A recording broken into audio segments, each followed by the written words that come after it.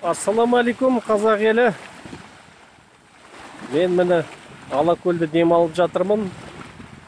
Жылда осы жерге келемін. Биыл міне 20-ші рет келіп тұрмын.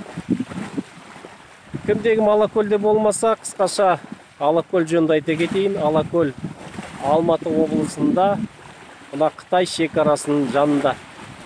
Осы мен тұрған жерден бір 50-60 шақырым жерде Қытайдың шекарасы Дружба деген жер.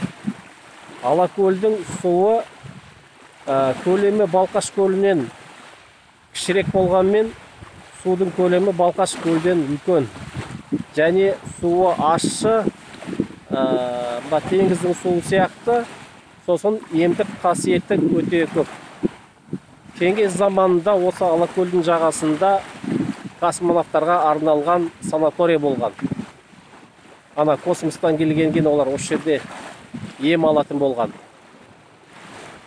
Алакөл маңайында 3 ауыл бар дем алатын орын деп айтса болады. Біріншісі Ақши деген жер, Ақшиден 5 шақырым жерде Көктұма деген. Сосын осыдан менің артымда көлдің әр жақ шетінде Шығыс Қазақстан облысында Қабанбай деген ауыл бар. Осы 3 жерде дем алуға болады. 3 жерде осындай қонақ үйлер салынған, өте көп. Осы жерлерде дем алса болады. Ақшасы әртүрлі. Қымбаттары да бар, керемет салынған қымбаттар да бар, орташа бағадағысы да бар, арзандар да бар. Енді сервис әлі шетелдегіндей, Түркиядағындай, Дубайдағындай емес, бірақ жылдан жылға дамып жатыр. Бірақ ең бастысы суы Дубайдағыдан да, Түркияның суынан да 1000 есе артық. Өйткені су бұл жерде өте қасиетті, емді, шипалы су. Сондықтан мен айтар едім әр қазаққа, осы жаққа келіп емделіңіздер. Осы 1 июльден 15 августқа шейін сезон. Осы уақытта келіп, ең құрмағанда бір 4-5 күнге келіп, жатып, дем алып, осы суынан ем алып қайтсаңыздар болады. Бұл жаққа қалай келуге болады? Астана Дружба деген пойыз бар, Астана Достық. Ол Астана, Қарағанды, Балқаш арқылы келеді. Екінші пойыз Алматы Достық. Ол Алматы Талдықорған арқылы осы жерге келеді. Түсетін жерлер не Ақшиден түсесіз, не Көктұмадан түсесіз. Егер әр жақ шетіне барғыңыз келсе, Қабанбайға, Өскемен жағына, онда Жалаңашкөл деген станциядан түсесіз. Сол жерде таксилер 60 шақырым жолмен көлдің әр жақ бетін алып барады. Ал енді көлікпен келеміз десеңіз, онда Алматыдан Талдықорғанға шейін тіке жүресіз.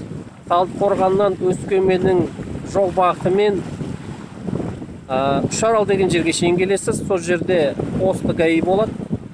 Оңға қарай Үшарал деп тұрады, тіке Өскемен деп тұрады. Сол жерден оңға қарай Үшаралға бұрылып, Үшарал арқылы тағыда оңға бұрылып, жаңағы көлді айналып, сол жерден көл көріне бастайды.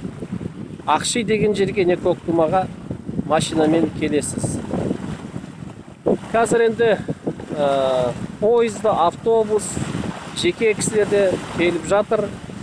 Баға әлі онша көтерілген жоқ. Енді айтарым, мынау өткен жылдары болған індеттен кейін осы жерге келіп, осы мынау өкпені тазартуға, көп органдарға жаңағы шипасы бар. Осы жерде денсаулықты кішкене дұрыстап алуға болады осы жерде. Суы да, ауасы да өте керемет. Бұндай ауа, бұндай су, білмеймін, жер бетінің қай жерінде бар екен. Сондықтан барлықтарыңызға айтарым, келіңіздер, ақшаларыңызды денсаулық үшін, демалыс үшін аямаңыздар. Көп ақша кетпейді. Бұл жерде арзаны да бар, айттым ғой, қымбаты да бар. Келіп, демалыңыздар, емделіңіздер. денсаулыққа, демалысқа ақша аямаңыздар. Міне суды көрсетейін енді сіздерге. Міне судың мөлдір тап-таза су. Алакөлдің суы осындай болып тұрады. Жақсы.